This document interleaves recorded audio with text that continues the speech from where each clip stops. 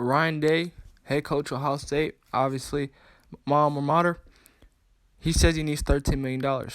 Great, obviously great. Now, if I'm another coach, specifically if I'm a coach on the hot seat, I am loving this. Especially, I'm loving this because if I'm on a hot seat this season, or even, potentially heading into the following season after this 2022 season, if I'm on a hot seat, I'm telling boosters, alum, anybody who's involved in my football program, I need a certain amount. I need this amount of money to put a great product on the field.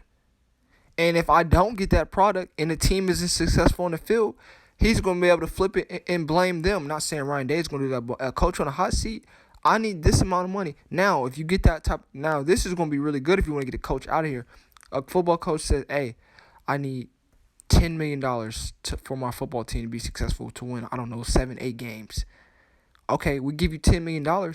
You don't, succeed and haven't, a great season. We get you up out of here. So, this is, I can see both sides of this. But if I'm on a hot seat, that's something that I'm definitely doing. And if I do get the funds, I'm going out for the top players. Why would I not? If you have the money now, and then it's basically going to come down to like a bidding war. Who's going to give a player the most money? Now, if I'm a small school, I have nothing to lose. What was it? Was it Eastern Michigan or Western Michigan? Who was it? It was either Caleb Williams or Jordan Addison or another player that went to the West Coast, and a school in Michigan, a small school, not Michigan State or that team up north. They offered him $1 million to come to their school. Why would you not do that?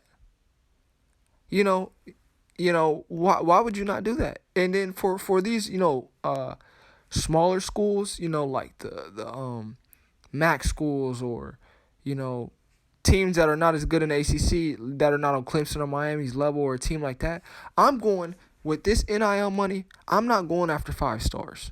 What I would do is I would take $10 million and I'm gonna stack up on 4 stars and trust my player development. And by the time we go up against these teams that have a whole bunch of 4 and 5 stars, they all not gonna be able to play.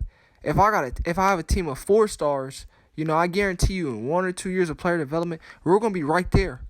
And you never know. You can catch them on a bad night. You never know. Could you imagine? Cincinnati. With $10 million.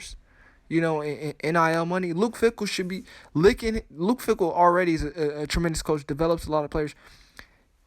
Now you have an NIL money. He's going to build Cincinnati into a bigger powerhouse. UCF. Could you imagine UCF, Cincinnati, Boise State, teams like that? Now with NIL money, they can go after. They can stack up on 4 stars, develop them, and they're going to be right there in the conversation. Year in and year out. So a head coach like Ryan Day saying he needs $13 million. This only is going to help a lot of coaches and a lot of programs that are at maybe not on the level of my Buckeyes or Alabama. That's what I would do. Forget the 5 stars. Obviously you have nothing to lose offering them that, but 4 stars, I'm stacking up on 4 stars, paying them. I will pay them all.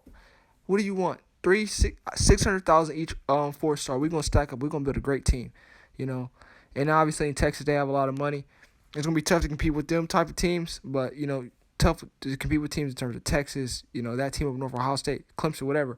But if you can stack up on 4 stars with a budget, oh my goodness, you're gonna be having a chance to compete. And you're gonna be guaranteed to win 10, 11 games.